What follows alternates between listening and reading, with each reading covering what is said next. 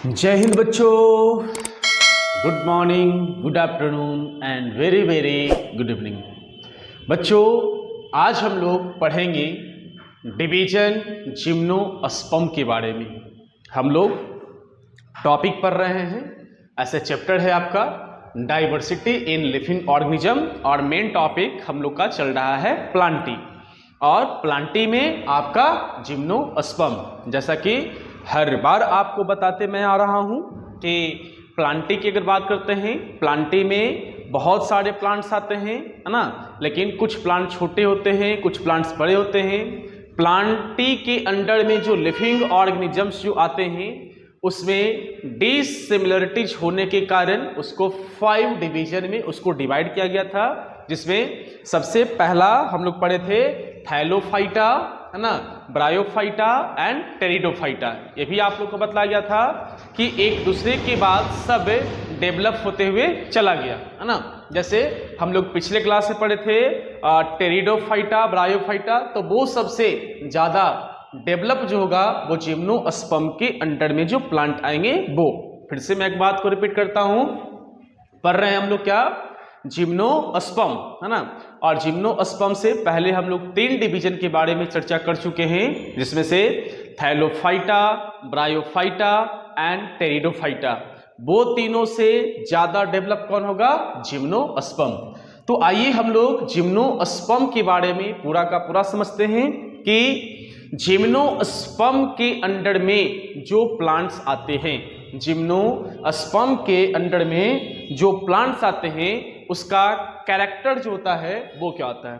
तो बच्चों, सबसे पहले अगर बात की जाए जिम्नोस्पर्म का, तो जिम्नोस्पर्म 2 ग्रीक से मिलकर बनता है ना। 2 ग्रीक के वर्ड से मिलकर बनता है। एक देखिए यहां पे आपका दिया गया होगा जिम्नो और एक स्पर्मा, है ना, एक स्पर्मा। तो जिम्नो का मतलब होता है नेकेड, है ना, और स्पर्मा का मतलब होता है सीड। थोड़ा सा इसको हम रफ इधर करेंगे। यहां पे क्या बताया गया, यहां पे जिम्नो की अगर बात करते हैं तो जिम्नो का मतलब क्या होगा, इसको ऐसे लिखते हैं। जिम्नो का मतलब जो होता है वो क्या होगा? नेकेड। जिम्नो का मतलब क्या होगा? नेकेड, है ना। और स्पर्मा का मतलब क्या होगा? स्पर्मा का मतलब होता है बच्चों सीड। यानी कि अगर दोनों को अगर प्लस कर दें, दोनों को अगर प्लस कर दें तो यहां पे आपका आ जाएगा नेकेड सीड। यानी कि इससे ये पता चलता है कि जिम्नोस्पर्म में जो प्लांट होगा उसका सबसे बड़ा कैरेक्टर, उसका मेन कैरेक्टर की बात करते हैं तो उसमें सीड जो होगा वो नेकेड होगा। यानी कि सीड के ऊपर कोई लेयर वगैरह अवेलेबल नहीं होगा। फिर से मैं आपको बता दूं कि जिम्नोस्पर्म के अंडर जो प्लांटी आएंगे, जो प्लांट आएंगे, उस प्लांट की अगर बात करते हैं, उस प्लांट की अगर बात करते हैं तो उस प्लांट में जो सीड होगा उस सीड के ऊपर कवर नहीं होगा, है ना। तो ऐसे मेन चीज तो ये आपको बता दिए, है ना। तो फर्स्ट पॉइंट यहां पे आपका क्लियर होता है कि जिम्नोस्पर्म की बात करते हैं, ये 2 ग्रीक वर्ड से मिलकर बनाता है, जिम्नो और स्पर्मा। जिम्नो का मतलब होता है बच्चा नेकेड, स्पर्मा का मतलब होता है सीड। तो फर्स्ट पॉइंट यहां पे आपका कंप्लीट हुआ। Second, they are most primitive and simple seed plants. यहां पे अगर बात करते हैं तो प्रिमिटिव, ये बताया गया कि सर ये प्रिमिटिव प्लांट है ना, प्रिमिटिव प्लांट है। तो प्रिमिटिव पहले भी कुछ आया होगा, है ना, जैसे थैलोफाइटा, ब्रायोफाइटा, टेरिडोफाइटा। तो सबसे ज्यादा प्रिमिटिव कौन था? आपको थैलोफाइटा, है ना। थैलोफाइटा के बारे में तो आपको बताया है कि थैलोफाइटा के अंडर में जो प्लांट आया था वो काफी ज्यादा प्रिमिटिव था। यानी कि हमारे अर्थ पे सबसे पहले थैलोफाइटा ही आया था। थैलोफाइटा के अंडर में रहने वाले जो प्लांट है सबसे पहले वो आया था, है ना।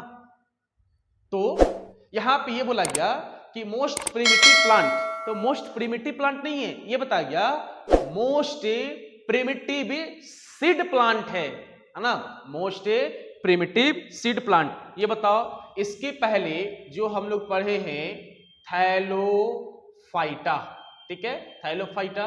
इसके बाद आप पढ़े हो ब्रायोफाइटा, इसके बाद आप पढ़े हो टेरिडोफाइटा, है ना।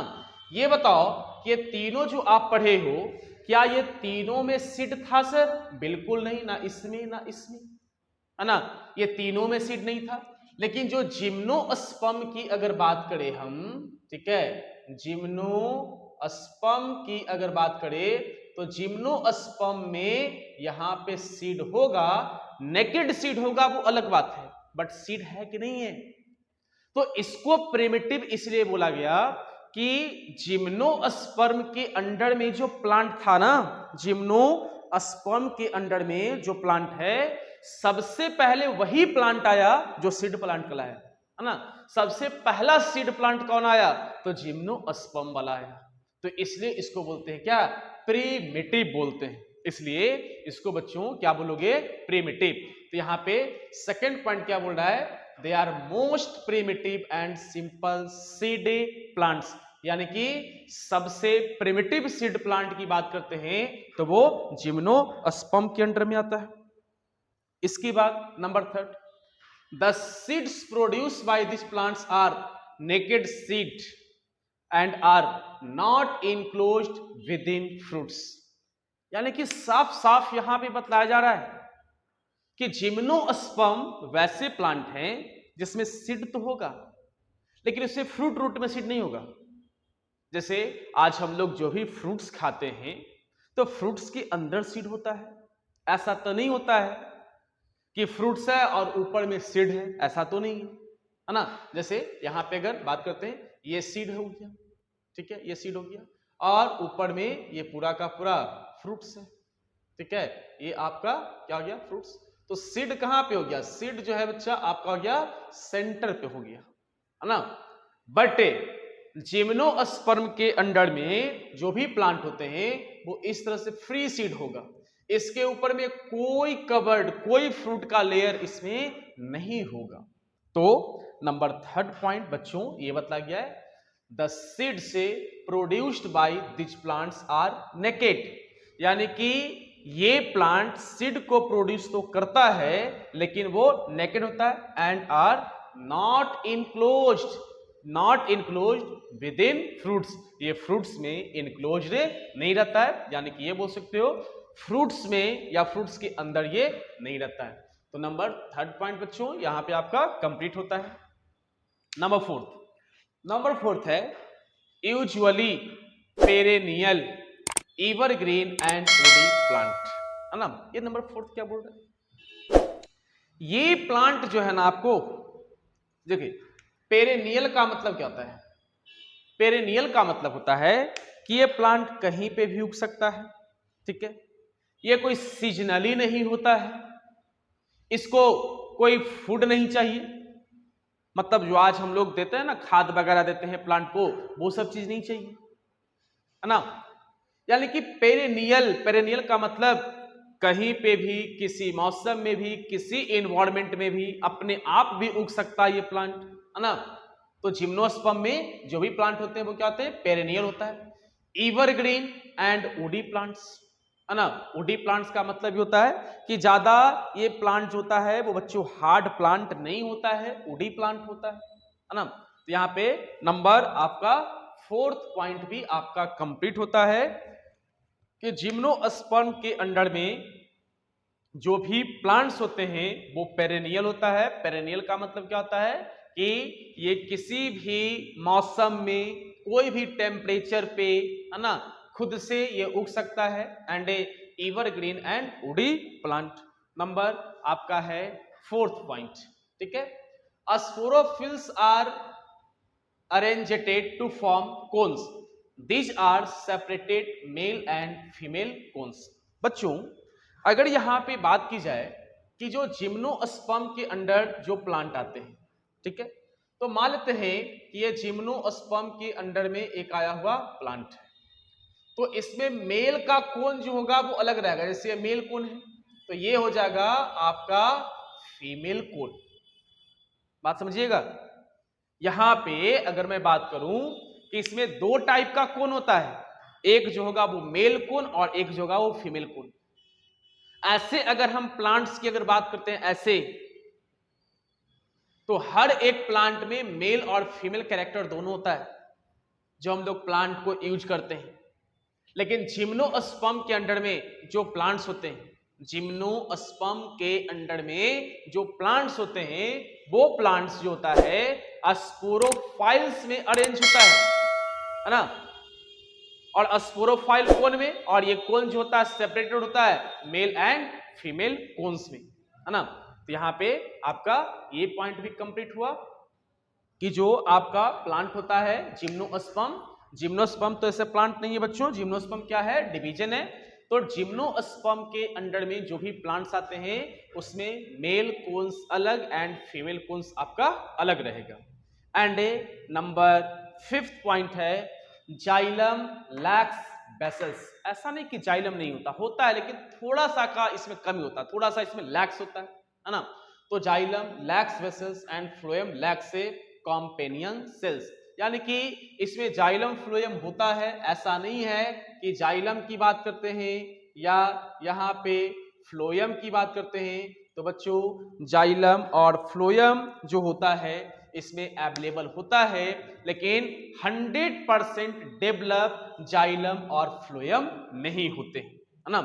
इसके बाद number next and last point है आपका कि gymnosperm includes the following 2 groups, यानी कि जिम्नोस्पर्म के अंडर में अगर देखा जाए तो 2 ग्रुप होता है। एक होता है आपका साइकेड और एक होता है आपका नंबर बी कॉनिफेरा, ठीक है। एक है साइनेड, साइनेड नहीं है साइकेड, सॉरी साइकेड एंड कॉनिफेरा। तो साइकेड के अंडर में जो प्लांट्स आते हैं उसको बोलते हैं साइकस एग्जांपल, ठीक है। और यहां पे पाइनस, सेड्रस, जिंकुगो, ठीक है, जिंगो। यहां पे अगर बात करते हैं एग्जांपल, यहां पे इस बात को ध्यान से समझोगे ये पॉइंट को कि जिम्नोस्पर्म के अंडर में कितने ग्रुप्स आएंगे बच्चों, 2 ग्रुप्स आएंगे, है ना। 2 ग्रुप से पहला जो होगा साइकेड और सेकंड जो होगा कॉनिफेरा। साइकेड में कौन कौन प्लांट आ जाएंगे, जैसे साइकस की बात करते हैं, और कॉनिफेरा में पाइनस, सेड्रस, जिंकगो, है ना। तो ये भी पॉइंट आपका यहाँ पे कंप्लीट होता है कि जिम्नोस्पर्म की बच्चों अगर बात करते हैं तो जिम्नोस्पर्म में भी 2 ग्रुप्स आते हैं और ये 2 ग्रुप से साइकेड एंड कॉनिफेरा आता है। तो बच्चों यहाँ पे आपका ये जिम्नोस्पर्म यहाँ पे आपका कंप्लीट होता है। तो बच्चों इतना आपको सिर्फ ध्यान रखना ना कि जिम्नोस्पर्म का मेन प्रॉपर्टीज क्या होता है। तो जिम्नोस्पर्म का मेन प्रॉपर्टी जो होगा, जिम्नोस्पर्म का मेन प्रॉपर्टीज होगा कि वो सीड प्रोड्यूस तो करेगा, सीड तो प्रोड्यूस करेगा, लेकिन उसका सीड नेकेड होगा, एक फ्रूट के अंदर बंद नहीं होगा, एक फ्रूट के अंदर बंद नहीं होगा, वो नेकेड होगा। जैसे आजकल हम लोग जो भी फ्रूट्स जो खाते हैं वो जिम्नोस्पर्म का नहीं होता है, एंजियोस्पर्म प्लांट का होता है, जो आपको अगले वीडियो में हम एंजियोस्पर्म ही पढ़ाएंगे, है ना। तो उसमें देखे होंगे कि जो एंजियोस्पर्म यानी कि जो भी हम लोग फ्रूट्स खाते हैं उसका सीड कहाँ पर रहता है, उसके अंदर में रहता है, बीचों बीच में रहता है, तो वो एंजियोस्पर्म का है ना। यहाँ पे जिम्नोस्पर्म का मेन प्रॉपर्टीज ये होता है बच्चों, मेन प्रॉपर्टी होता है सीड तो प्रोड्यूस करता है, सीड तो प्रोड्यूस करता है, बट वो सीड के ऊपर में कोई लेयर नहीं रहता है, फ्रूट्स उसके ऊपर में नहीं रहेगा। तो बहुत सारे बात यहाँ पे आपको बतलाया गया जिम्नोस्पर्म में, लेकिन मेन प्रॉपर्टीज उसको ध्यान रखोगे। तो बच्चों हम आप लोगों के लिए अगले वीडियो में लेकर आएंगे एंजियोस्पर्म, जो कि प्लांटी का वेल डेवलप्ड डिवीजन है ना, वेल डेवलप्ड डिवीजन है, उससे डेवलप और कोई प्लांट नहीं आते हैं। तो हमारे वीडियो पे कंटिन्यू बने रहें, वीडियो को देखते रहें, पढ़ाई करते रहें बच्चों और आगे बढ़ते रहें। धन्यवाद।